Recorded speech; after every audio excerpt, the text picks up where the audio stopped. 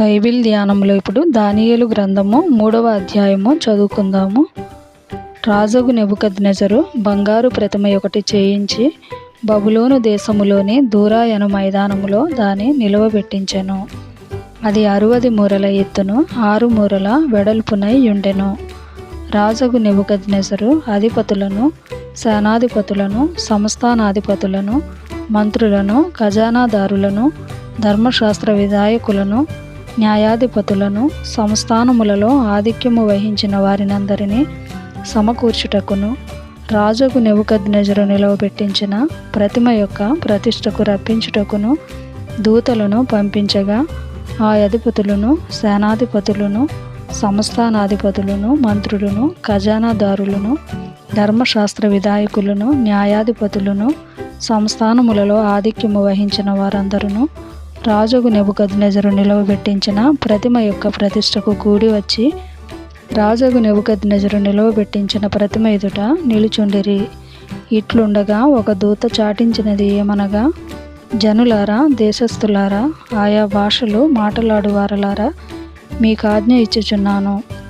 ఏమనగా, బాక, పిల్లంగ్రువి, పెద్ద వీణె, సింఫోనియ, వీణె, విపంచిక, సకల విధములగు వాద్యధ్వనులు మీకు వినబడినప్పుడు రాజగు నెబుకద్నెజరు నిలవబెట్టించిన బంగారు ప్రతిమ ఎదుట సాగిలపడి నమస్కరించుడి. సాగిలపడి నమస్కరింపని వాడెవడో వాడు మండుచున్న అగ్నిగుండములో తక్షణమే వేయబడును. సకల జనులకు బాక, పిల్లంగ్రోవి, పెద్ద వీణె, వీణె, సింఫోనియ, విపంచిక, సకల విధములగు వాద్యధ్వనులు వినబడగా, ఆ జనులను, దేశస్థులను, ఆయా భాషలు మాట్లాడువారును సాగిలపడి రాజగు నెబుకద్నెజరు నిలవబెట్టించిన బంగారు ప్రతిమకు నమస్కారము చేసిరి. ఆ సమయమందు కల్దీయులలో కొందరు ముఖ్యులు వచ్చి యూదులపైని కొండెములు చెప్పి రాజగు నెబుకద్నెజరునొద్ద ఈలాగు మనవి చేసిరి. రాజు చిరకాలము జీవించునుగాక. రాజా, తాము ఒక కట్టడ నియమించితిరి. ఏదనగా, బాకాను, పిల్లంగ్రువిని, పెద్ద వీణెను, వీణెను, విపంచికను, సింఫోనియను, సకల విధములగు వాద్యధ్వనులను విను ప్రతివాడు సాగిలపడి ఆ బంగారు ప్రతిమకు నమస్కారము చేయవలెను. సాగిలపడి నమస్కరింపని వాడెవడో వాడు మండుచున్న అగ్నిగుండములో వేయబడును. రాజా తాము షద్రకు, మేషకు, అబేద్నెగో అను 3 యూదులను బబులోను దేశములోని రాచకార్యములు విచారించుటకు నియమించితిరి. ఆ మనుషులు తమరి ఆజ్ఞను లక్ష్యపెట్టలేదు, తమరి దేవతలను పూజించుటలేదు, తమరు నిలవబెట్టించిన బంగారు ప్రతిమకు నమస్కరించుటయే లేదు అనిరి.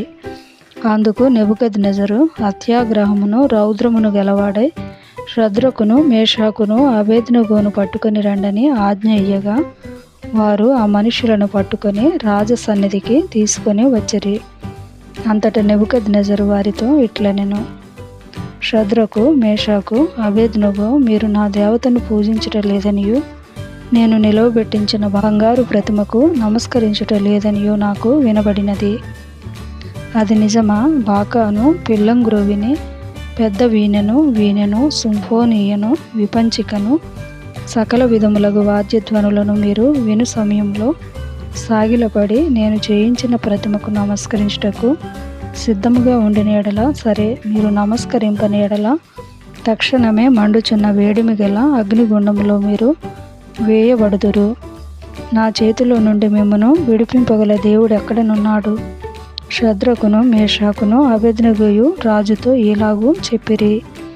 నెబుకద్నెజరు, ఇందును గురించి నీకు ప్రత్యుత్తరం ఇయ్యవలనన్న చింత మాకు లేదు. మేము సేవించుచున్న దేవుడు మండుచున్న వేడిమి గల ఈ అగ్నిగుండములో నుండి మమ్మను తప్పించి రక్షించుటకు సమర్థుడు, మరియు నీ వశమున పడకుండా ఆయన మమ్మను రక్షించును. ఒకవేళ ఆయన రక్షింపకపోయినను, రాజా, నీ దేవతలను మేము పూజింపమనియు నీవు నిలవబెట్టించిన బంగారు ప్రతిమకు నమస్కరింపమనియు తెలుసుకొనుము. అందుకు నెబుకద్నెజరు అత్యాగ్రహము నొందినందున షద్రకు, మేషాకు, అబేద్నెగోయను వారి విషయంలో ఆయన ముఖము వికారమాయను గనుక గుండము ఎప్పటికన్నా 7 అంతలు వేడిమిగా చేయమని యాజ్ఞ ఇచ్చెను.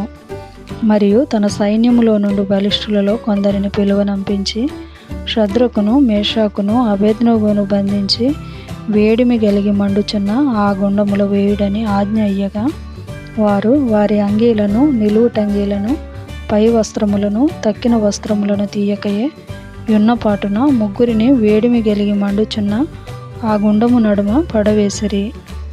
రాజాజ్ఞ తీవ్రమైనందునను గుండము మిక్కిలి వేడిమి గలదైనందునను షద్రకు, మేషాకు, అబేద్నెగోలను విసిరివేసిన ఆ మనుషులు అగ్నిజ్వాలల చేత కాల్చబడి చనిపోయిరి.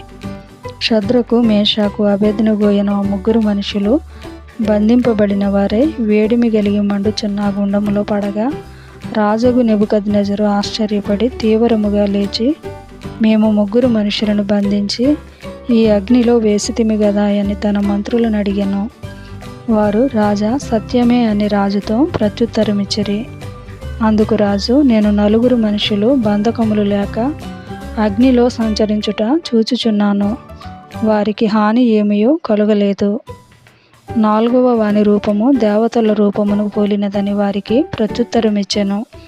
అంతటా నెబుకద్నెజరు వేడిమి కలిగి మండుచున్న ఆ గుండము వాకిలి దగ్గరకు వచ్చి, షద్రకు, మేషాకు, అబేద్నెగోయను వారలారా, మహోన్నతుడగు దేవుని సేవకులారా, బయటికి వచ్చి నా యొద్దకు రండని పిలువగా, షద్రకు, మేషాకు, అబేద్నెగో ఆ అగ్నిలో నుండి బయటికి వచ్చిరి. అధిపతులను, సేనాధిపతులను, సంస్థానాధిపతులను, రాజు యొక్క ప్రధాన మంత్రులను కూడి వచ్చి ఆ మనుషులను పరీక్షించి, వారి శరీరములకు అగ్ని ఏ హాని చేయకుండుటయు, వారి తల వెంట్రుకలలో ఒకటైనను కాలిపోకుండుటయు, వారి వస్త్రములు చెడిపోకుండుటయు, అగ్ని వాసన అయినను వారి దేహములకు తగలకుండుటయు చూచిరి. నెబుకద్నెజరు షద్రకు, మేషాకు, అబేద్నెగోయను వీరి దేవుడు పూజార్హుడు. ఆయన తన దూత నంపి తన్ను ఆశ్రయించిన దాసులను రక్షించెను. వారు తమ దేవునికి గాక మరి ఏ దేవునికి నమస్కరింపకయు ఏ దేవుని సేవింపకయు ఉందుమని తమ దేహములను అప్పగించి రాజు యొక్క ఆజ్ఞను వ్యర్థపరచిరి. కాగా నేను ఒక శాసనము నియమించుచున్నాను. ఏదనగా, ఈ విధముగా రక్షించుటకు సమర్థుడగు దేవుడుగాక మరి ఏ దేవుడునూ లేడు. కాగా ఏ జనులలో గాని, రాష్ట్రములో గాని, ఏ భాష మాటలాడు వారిలో గాని షద్రకు, మేషాకు, అబేద్నెగో అను వారి దేవుని ఎవడు దూషించునో వాడు తుత్తునీలుగా చేయబడును. వాని ఇల్లు ఎప్పుడునూ పెంటకుప్పగా ఉండుననెను. అంతటి నుండి రాజు షద్రకు, మేషాకు, అబేద్నెగో అను వారిని బబులోను సంస్థానములో హెచ్చించెను.